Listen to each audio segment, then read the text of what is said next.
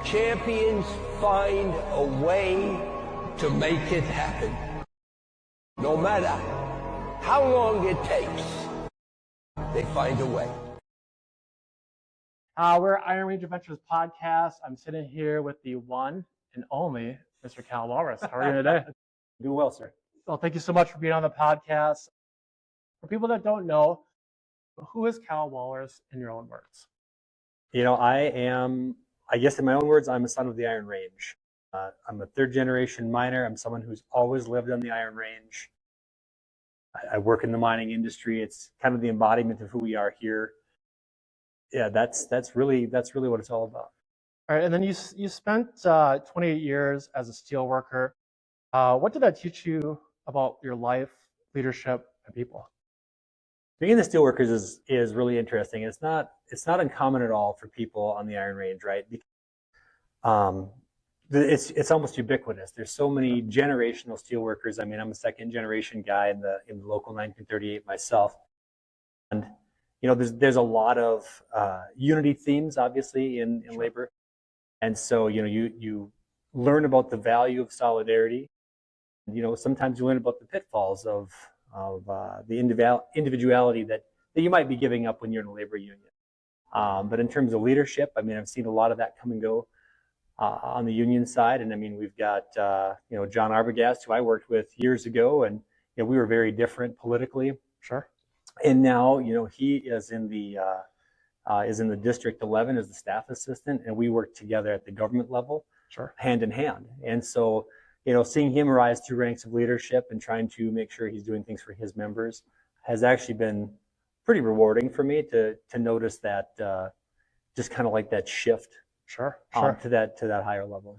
And then I forgot to mention for our guests, Cal. So I let my guests pick where they want to have the podcast at. So Cal, where are we? We are in the heart of Eveleth at the beautiful Hockey Hall of Fame. So get on down here. We're unofficially sponsored tonight by the United States Hockey Hall of Fame Museum, which of course everyone loves and has recently been on the news quite a bit. And so Doug was kind enough to open the place up and let us do this and just do a small promo for the Hockey Hall tonight.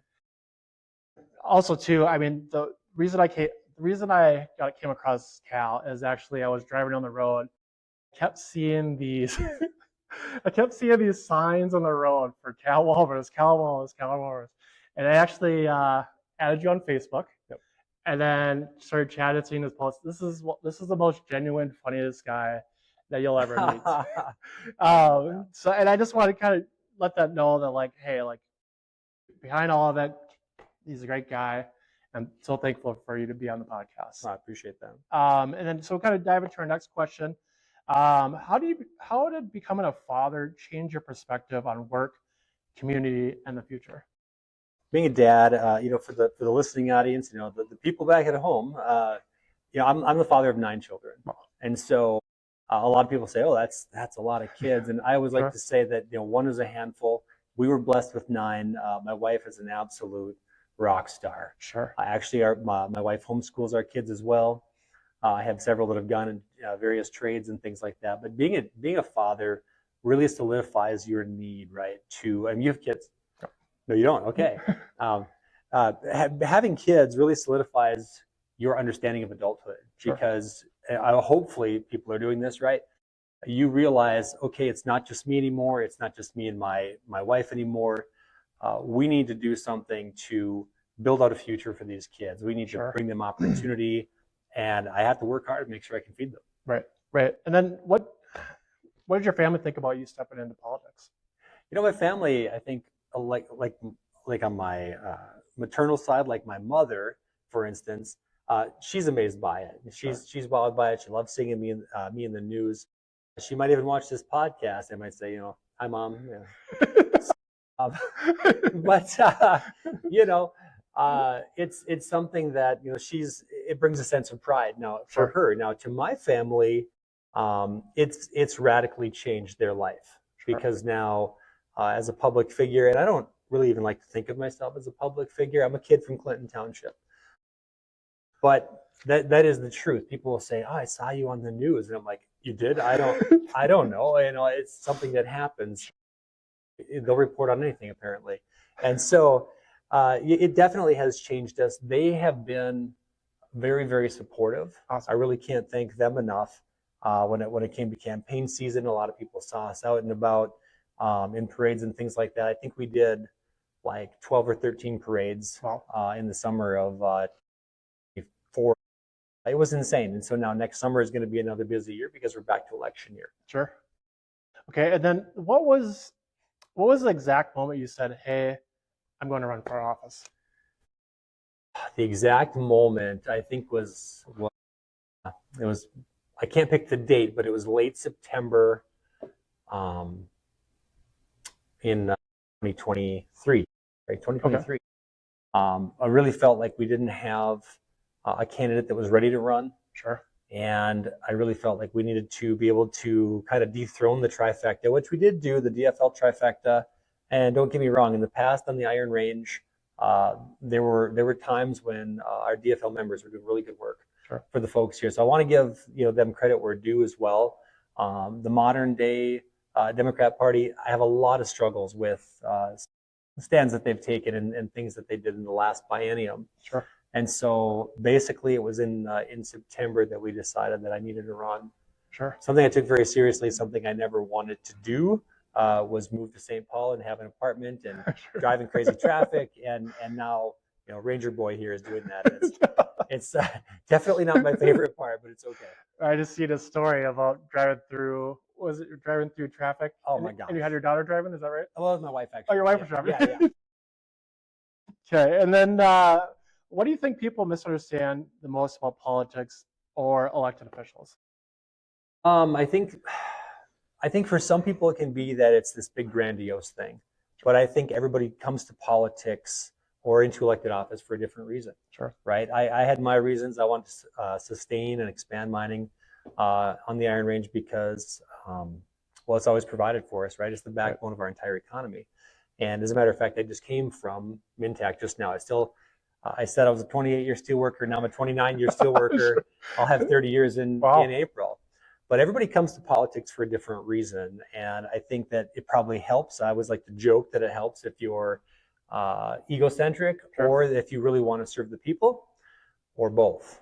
Okay. And I hope I'm not egocentric. I do want to serve the people, but that's really why I came to it was to upset the trifecta, bring more people to those levers of government, let the other 49% of the state have a voice. Sure. And then I guess what skills or traits make someone a strong community leader? I think the willingness to communicate, the willingness to become available. That's something. It's not always my strength. At home, you can talk. I'm not always the best listener. Okay, ask my wife. Hi, honey. But when it comes to this kind of job, just being willing to, even this moment, say, you want to do a podcast? You know what? Let's jump in, because now we can communicate directly to the people. And I remember reading a story about that. It was kind of like in the Obama era where they're like, this guy, what does he have that's so different? And we were coming into the age of Twitter and Facebook and direct messaging and all this stuff. And people were like, oh, we can communicate to this person, or he can communicate to us. And actually a lot of that was said about our current president as well, Donald Trump. Sure. Where they're like, oh, he's out on Twitter and we know exactly what he thinks and there's no filter in between. Sure. And I think the no filter aspect and being available for people, especially my constituency, who, by the way, texts me, sends me Facebook messages, emails, phone calls. Sure. And sometimes it's rather blind. They just pop up and that's all right. Sure. And I guess, I think all of us see this on social media, but there's a lot of people that kind of go back and forth. What would be the proactive step to just, hey, get involved? Like some of the viewers, how would it be for somebody just to get involved and be more, proactive about trying to make a change? To make a change. Well, first of all, what I used to say, I'll back up to my time as a township elected official, which I did for a little over 4 years. I was elected twice to the Clinton Town Board. Sure. And I would say one thing for sure, if you want to be involved in politics, ask yourself why. Sure. I would always say if people were coming to the town board, there was only a couple of reasons why they would do it, right? Well, and there's more than a couple, but Sure. but some of the main reasons could easily be they had an axe to grind about something, so a complaint, right? Sure. Or they might be looking for some kind of funding for something local, which townships generally really don't get into. But getting to that local level of government and really starting there. Some people say, I want to make a difference, and they jump right in and they run for governor, Sure. or they run for, no offense to some friends of mine out there that have done that. But, Sure.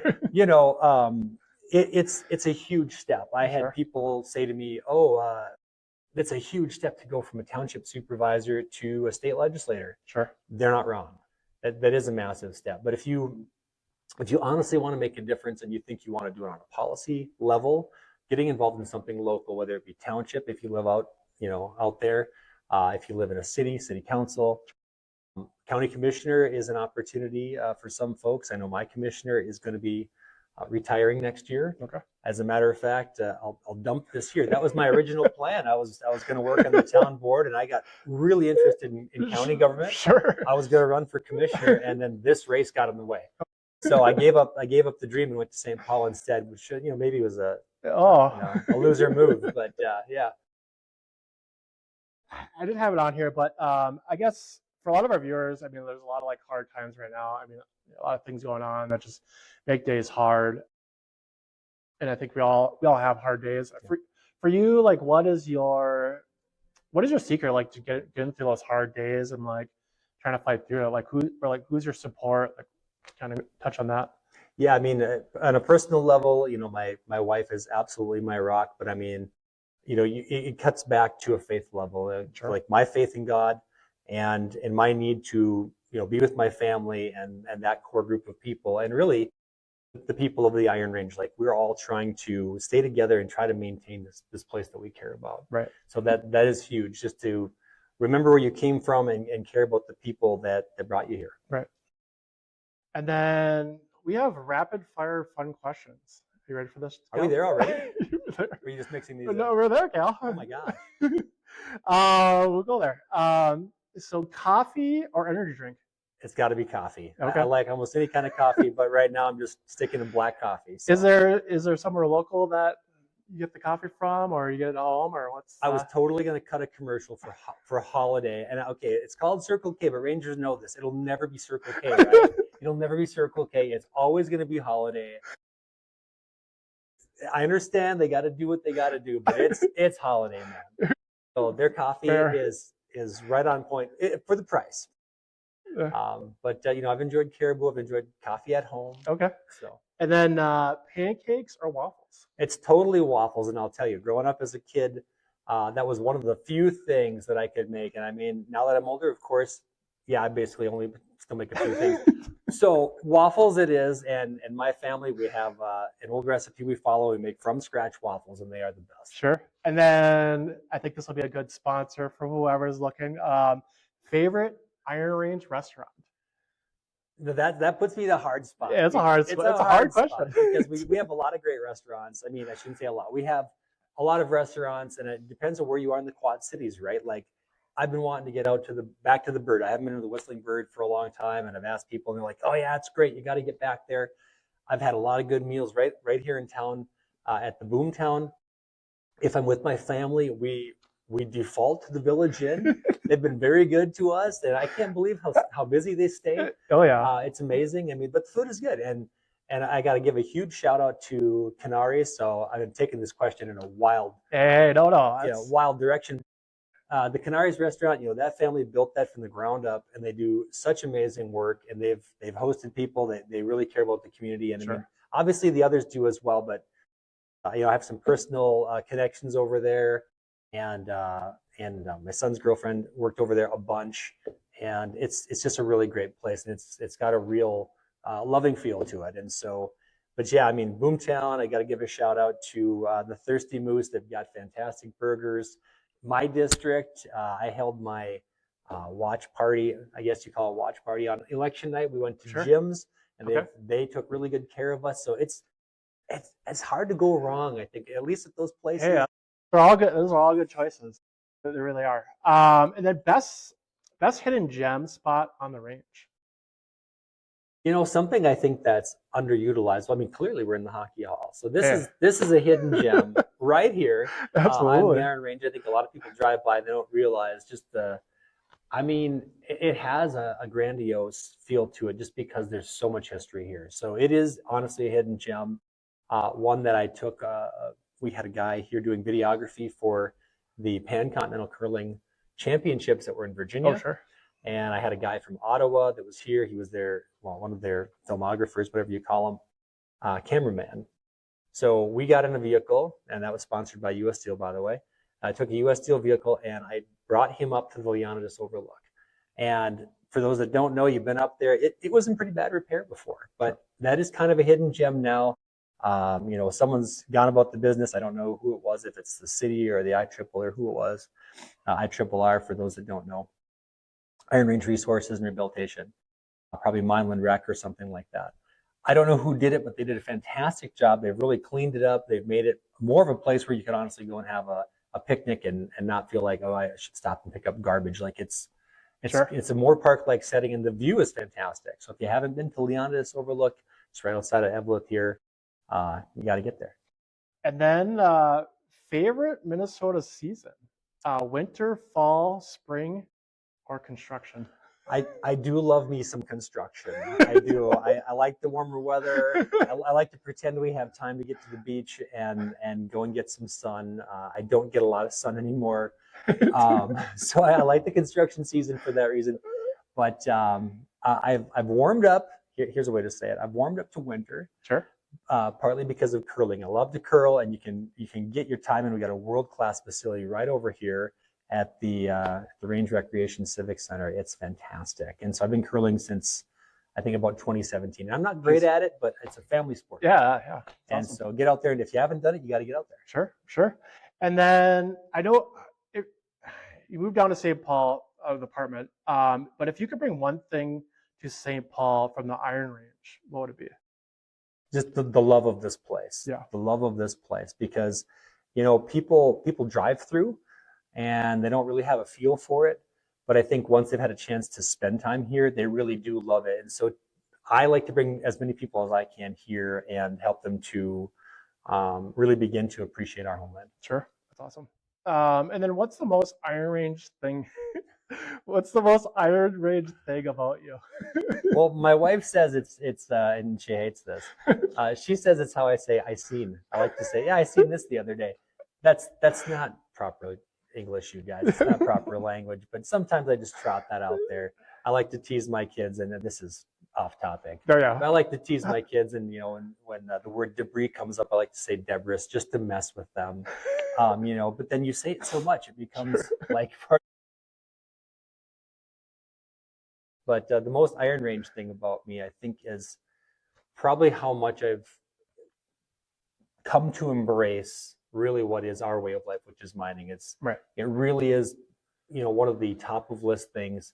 Anytime someone asks me about the Iron Range, I talk about what makes it the Iron Range, and that is the mining. Sure. That we've been at for 140 plus years, and that I've been at for, you know, in a third generation, and it just means so very much to me. So sure. And then if you could have dinner with any historical leader, who would it be? Alive or dead? Oh? Alive or dead? In history, it has to be someone that's dead. Doesn't matter. James Garfield. Okay. Yep. Okay. And then we're looping back up. Your go-to hype song before a big day. China Grove. China Grove by the Doobie Brothers. I'm kind of joking about that, but it's just got such a great opening riff, and I really had to think about that one too. But it just has a great, I don't even know what it means, man. But it's just an awesome opener, and I don't really have a song that gets me juiced up. I'm more of a quiet reflection kind of a guy. But if I did, it might be China Grove. Oh, I love it. And then last question for you. I know you're a busy guy, so thank you so much for sitting down for the podcast. And I know there's a lot of younger viewers watching this podcast, and I think, like, if you have questions, concerns, or like you're just trying to figure it out and you want to try to get into politics, make a difference, you know, this would be a good guy to start, you know, shake his hand, you know, ask some questions with. I'd be sure he'd be happy to answer any of them. Hit me up, guys. And I had to reach out to him, and he said, asked me if he wanted to do the podcast, and right away I said yes. So, I mean, great respect for you for sitting down with me. But the closing question is, when your time in the office is over, what do you hope people say Cal Wallace accomplished for the Iron Range? I think he's going to run against me. That's what I got. He wants me to end my term. I've only been here a year. Okay. When I'm done, what will we have accomplished? Maintaining our most basic rights, of course, in this state. I mean, I have a lot of constituents that are, and myself included, is so concerned about things like Second Amendment rights, and religious freedom, and things like that. But for the Iron Range specifically, back to where I started, sustain and expand mining in Minnesota, which is critical just for us to be able to have that population base, which we're losing. The district, these districts geographically keep getting larger because we have less and less people. And for those watching that don't know, every district has approximately 42,500, between that and like 44,000 people in them. And we have in the House, 67 Republicans right now, 67 Democrats. There's 134 representatives in this state, and there are 67 senators. And then, of course, we have our governor. And so we have 201 people that are elected to these positions out of like 5.7 million people in the state of Minnesota. So it's something I take very seriously. Sure. Obviously, I do like to have a little bit of fun. Yeah. But I take the job seriously, and I'm just hoping that we can sustain the Iron Range by building out our core industries and being able to continue to pay those valuable production taxes that keep our schools going and that keeps food on our plates and clothes on our backs. Sure. So. Well, that's all the questions I have. Like I said again, Cal, thank you so much for being on the podcast. Great answer. Yeah. Yep. Iron Range Adventures. Yeah.